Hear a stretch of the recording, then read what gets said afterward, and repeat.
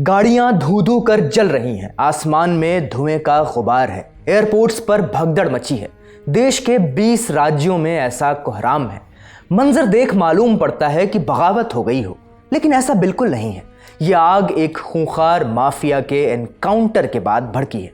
एक ऐसा माफिया जिसकी प्राइवेट फौज देश की सेना से लोहा लेती है, जिसके साम्राज्य की शुरुआत हुई एक छोटी सी गलती से। एक पार्टी में एक गुर्गे ने दूसरे पर गलती से गुड़हल की चाय गिरा दी।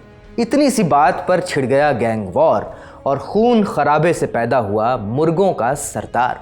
खौफ इतना कि अमेरिका के राष्ट्रपति ने इसके गिरोह को विदेशी आतंकी संगठन घोषित कर रखा है। नौबत यहां तक आ गई थी कि अमेरिका ने उसके देश में अपनी सेना घुसाने और हवाई हमले करने की धमकी दे दी थी। ये देश है मेक्सिको और उस खूंखार सरगना का नाम है नेमेसियो ओसेगुएरा सर्वांतेस, ड्रग्स की दुनिया का एल मेंचो। एल मेंचो अब मारा जा चुका है और उसकी मौत की खबर आते ही पूरे मेक्सिको में हिंसा फैल गई है। आज इसी मुर्गों के सरदार की कहानी सुनाएंगे। नमस्ते, मेरा नाम है अंकुर और आप देख रहे हैं लल्लन टॉप का अंतर्राष्ट्रीय प्रसंगों से जुड़ा रोजाना का कार्यक्रम दुनियादारी।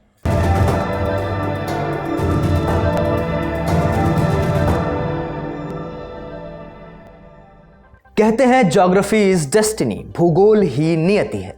मेक्सिको के साथ ऐसा ही है। इसका भूगोल ड्रग्स के कारोबार के लिए परफेक्ट है। नक्शा देखिए, जहां अमेरिका की दक्षिणी सीमा खत्म होती है वहां से शुरू होता है मेक्सिको। इसका दक्षिण पूर्वी हिस्सा पूंछ की तरह समंदर में आगे बढ़ता हुआ जुड़ता है ग्वाटेमाला से।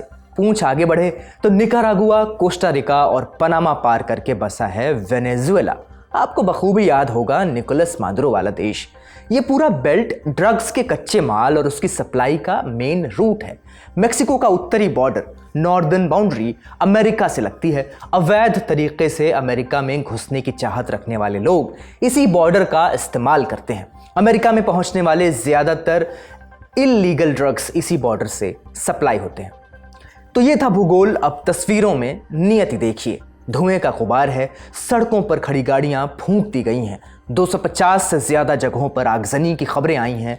अहम हाईवेज जो हैं वो ब्लॉक्ड हैं। बैंक्स और सुपरमार्केट्स को निशाना बनाया जा रहा है। जगह जगह गोलीबारी हो रही है। लोग जान बचाकर भाग रहे हैं।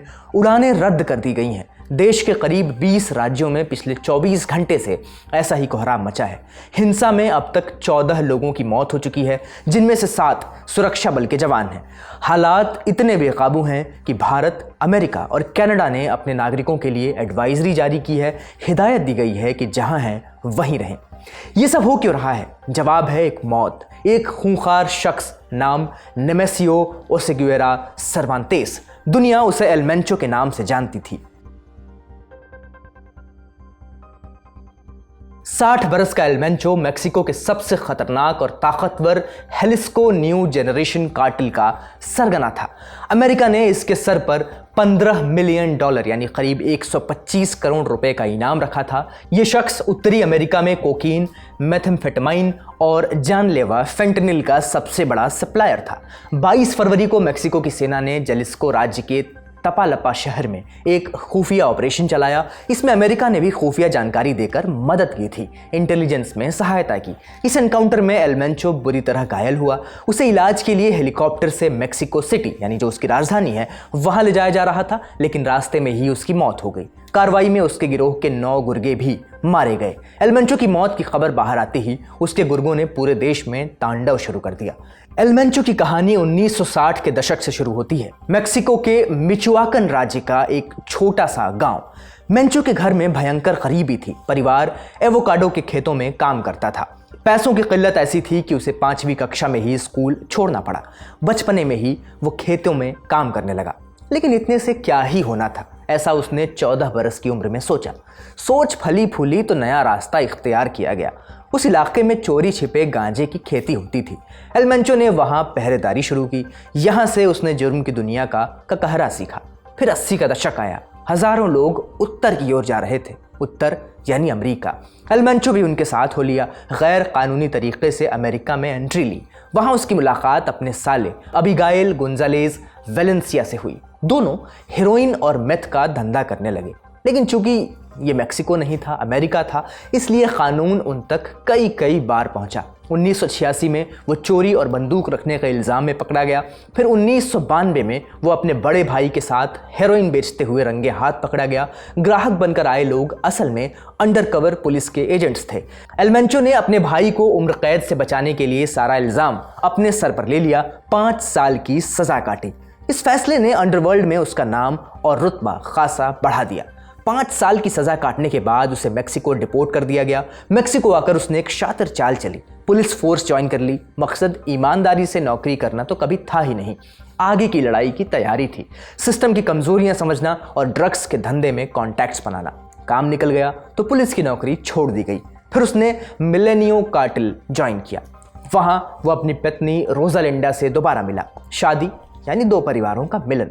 रोजालिंडा का परिवार लॉस कोइनिस के नाम से जाना जाता था। ये लोग पैसे को ठिकाने लगाने और मनी लॉन्ड्रिंग के उस्ताद थे। मिल बैठे तो खूब बनी।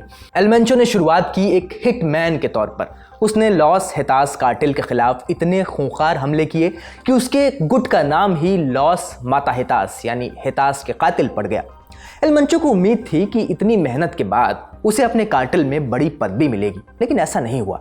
कार्टेल के खिलाफ सरकार एक्टिव हो गई थी। उसके कई बड़े नेताओं को मार दिया गया था या पकड़ लिया गया था। लीडरशिप वैक्यूम बना, गद्दी खाली थी। एल मेंचो ने मौका देखा और अपने ही पुराने साथियों के खिलाफ लड़ाई छेड़ दी।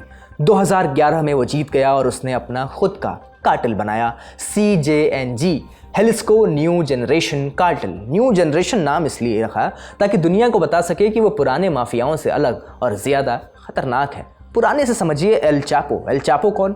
मेक्सिको का पुराना डॉन। नेटफ्लिक्स पर इस नाम से एक सीरीज है, आप देख सकते हैं। एल चापो जैसे पुराने डॉन हॉलीवुड के चकाचौंध और मीडिया को पसंद करते थे, सामने आते थे। लेकिन एल मेंचो अलग था। वो पहाड़ों में छिपा रहता था, गुरिल्ला आर्मी के जनरल की तरह काम करता था। ड्रग्स की दुनिया की एक मशहूर कहानी है। एल मेंचो पहले एल चापो के सिनालोआ कार्टेल का ही हिस्सा हुआ करता था। सिनालोआ कार्टेल सबसे खतरनाक कार्टेल हुआ करता था। सब कुछ ठीक चल रहा था, फिर एक रोज कुछ ऐसा हुआ कि दोनों के रास्ते अलग हो गए। कहानी कहती है कि एक पार्टी चल रही थी। वहां एक तस्कर ने दूसरे तस्कर के ऊपर गलती से गुड़हल का शरबत, गुड़हल की चाय गिरा दी। यहां से ऐसी दुश्मनी शुरू हुई कि दोनों गुट आज तक लड़ रहे हैं। एल मेंचो को मुर्गों की लड़ाई का बहुत शौक था। उसे मुर्गों का सरदार कहा जाने लगा। हाल के बरसों में सोशल मीडिया पर उसके शक्ति प्रदर्शन के वीडियो आम हो गए थे। इन वीडियोस में उसके गुर्गे बिल्कुल सेना जैसी वर्दी पहने और भारी राइफल्स लिए नजर आते थे। CJNG का काम करने का तरीका भी दूसरों से अलग था। वो सिस्टम से छिपने की बजाय सिस्टम को टक्कर देने में यकीन रखते थे। एल मेंचो का साला ड्रग्स के पैसे को रियल एस्टेट, शॉपिंग मॉल और इंटरनेशनल बिजनेस पे लगाता था। कहा था शादी यानी परिवारों का मिलन।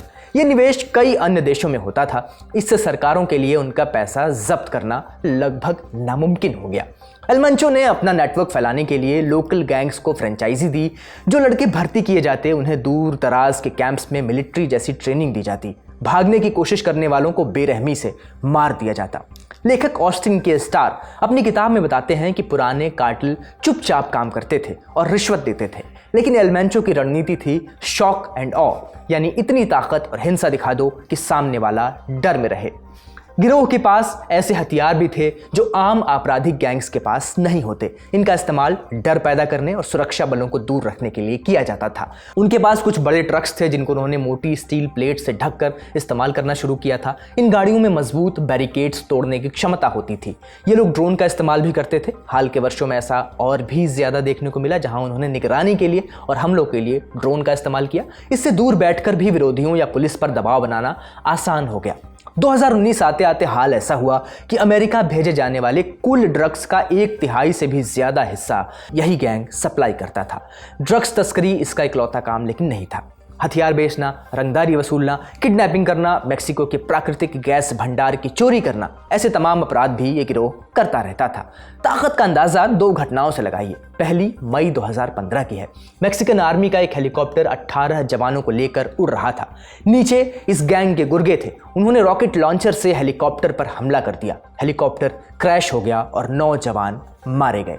दूसरी घटना जून 2020 की है। मेक्सिको की राजधानी मेक्सिको सिटी।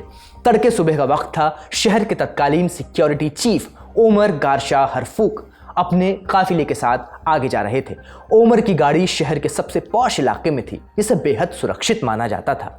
लेकिन उस रोज करीब 3 दर्जन हथियारबंद लोगों ने ओमर के काफिले पर हमला कर दिया। अकेले ओमर की गाड़ी पर 400 राउंड से ज्यादा गोलियां चली। 2 पुलिस अधिकारी और 1 राहगीर मारा गया। ओमर को भी 3 गोलियां लगीं। उन्हें अस्पताल ले जाया गया। डॉक्टर्स ने एक इमरजेंसी ऑपरेशन किया, मगर अब भी ओमर की हालत अस्थिर थी। कुछ देर बाद ओमर को होश आया। जानते हैं होश में आते उन्होंने सबसे पहले क्या किया? उन्होंने किया एक ट्वीट जो आपकी स्क्रीन पर है। तब ट्विटर हुआ करता था। इस ट्वीट में ओमर ने उस गैंग का नाम लिखा जिसने उन पर हमला करवाया। ओमर चाहते थे वो बचे न बचें, मगर उन पर हमला करने वाला गैंग का नाम सबको पता चल जाए। किसका नाम लिखा था ओमर ने? द हेलिस्को न्यू जनरेशन कार्टेल, जिसे शॉर्ट में बुलाते हैं CJNJ, जिसका सरगना था एल मेंचो। लेकिन ये मेक्सिको के ड्रग प्रॉब्लम का एक हिस्सा था। पूरी बीमारी का इलाज मुश्किल है। मेक्सिको में आज भी 1,30,000 से ज्यादा लोग लापता बताए जाते हैं। हर साल 30,000 से ज्यादा लोग ड्रग कार्टेल से जुड़ी वायलेंस में मारे जाते हैं। आम लोग जान बचाने के लिए अमेरिका का रुख करते हैं, गैर कानूनी तरीके से अमेरिका जाते हैं। ये सब कुछ 80 के दशक में शुरू हुआ था। तब अलग अलग गिरोह अपना अपना इलाका चलाते थे। फिर लालच बढ़ा तो आपस में ही जंग शुरू हो गई। 2006 में राष्ट्रपति फेलिप कैल्डेरन ने सेना उतारकर कार्टेल्स के खिलाफ जंग का ऐलान कर दिया, वॉर ऑन ड्रग्स। 2014 में सिनोलोआ कार्टेल का बॉस एल चापो पकड़ा गया, जिसका नाम हमने आपको पहले भी बताया। बड़ी गद्दी खाली हुई तो नए गैंग्स के बीच खून खराबा और भी ज्यादा बढ़ गया। इसके बाद सत्ता में आए राष्ट्रपति ओब्राडोर। उन्होंने नरमी बरती, कहा कि गरीबी दूर करके और सजा कम करके हम इस मामले को सुधार सकते हैं। लेकिन उनकी नीति बुरी तरह फेल हो गई। अब कमान क्लाउडिया शिनबॉम के हाथ में है। 2024 से वो मेक्सिको की राष्ट्रपति हैं। उनके राज में हत्याओं में 32% की कमी जरूर हुई है। गिरफ्तारी बढ़ी है। अमेरिका पहुंचने वाला फेंटनिल भी कम हुआ है। लेकिन यह नाकाफी है। इन गैंग्स की जड़ें उखाड़ने के लिए शिनबॉम को सुरक्षा पर बहुत ज्यादा पैसा खर्च करना होगा, जो वो कर नहीं रही हैं। अपनी GDP का 1% से भी कम खर्च वो सिक्योरिटी पर कर रही हैं। बीमारी मेक्सिको की राजनीति भी है। सरकार में बैठे कई ताकतवर नेताओं के तार इन गिरोहों से जुड़े हैं। आलम यह है कि अब इस लड़ाई में डोनाल्ड ट्रंप की भी एंट्री हो गई है। आपकी स्क्रीन पर है एक तस्वीर। नमक के 10-15 दानों के बराबर एक डोज, महज 2 मिलीग्राम, और इंसान की मौत पक्की। नाम फेंटनिल। इस ड्रग से अमेरिका में हर साल करीब 50,000 लोग मारे जा रहे हैं। डोनाल्ड ट्रंप ने अपने दूसरे कार्यकाल में इसको वेपन ऑफ मास डिस्ट्रक्शन यानी सामूहिक विनाश का हथियार घोषित किया है। इसके अलावा उन्होंने एल मेंचो के हेलिस्को न्यू जनरेशन और सिनालोआ जैसे 8 बड़े कार्टेल्स को विदेशी आतंकी संगठन, फॉरेन टेररिस्ट ऑर्गेनाइजेशन घोषित कर दिया था, ताकि इनके खिलाफ हमला करने के लिए अमेरिकी रक्षा विभाग यानी पेंटागन को पूरी छूट मिल जाए। अमेरिका ने मेक्सिको को धमकी भी दे रखी है कि अगर मेक्सिको कुछ नहीं करता तो अमेरिकी सेना खुद मिलिट्री स्ट्राइक करेगी। जाहिर है मेक्सिको की राष्ट्रपति क्लाउडिया शिनबॉम को यह नागवार है। संप्रभुता पर एक सवाल उठेगा, इसलिए वो जोरों शोरों से इस लड़ाई में लगी हुई हैं। एल मेंचो की हत्या इस लड़ाई में उनकी सरकार के लिए एक बड़ी जीत मानी जा रही है। ये थी एल मेंचो की कहानी। बड़ी खबर यहीं तक, अब सुर्खियों की बारी। सत्ता में आने के बाद से ही टैरिफ के गुणगान गाने वाले ट्रंप पर अब उनका ही प्लान बैकफायर कर गया है। 24 फरवरी से अमेरिका ट्रंप के लगाए गए टैरिफ्स की वसूली बंद कर देगा। कस्टम्स एंड बॉर्डर प्रोटेक्शन यानी CBP एजेंसी ने इसकी जानकारी दी। दरअसल अमेरिकी सुप्रीम कोर्ट ने 20 फरवरी को इन टैरिफ्स को गैर कानूनी घोषित कर दिया था। हालांकि कोर्ट के फैसले के बाद भी कुछ दिनों तक बंदरगाहों पर ये शुल्क वसूले जाते रहे। CBP ने शिपिंग कंपनीज को भेजे मैसेज में कहा कि वो ट्रंप के IEEPA से जुड़े सभी टैरिफ कोड बंद कर रही हैं। हालांकि CBP ने यह नहीं बताया कि सुप्रीम कोर्ट के फैसले के बाद भी कुछ दिन तक टैरिफ क्यों वसूले गए। ये भी नहीं बताया गया कि जो कंपनीज पहले ही पैसा दे चुकी हैं उन्हें रिफंड मिलेगा या नहीं।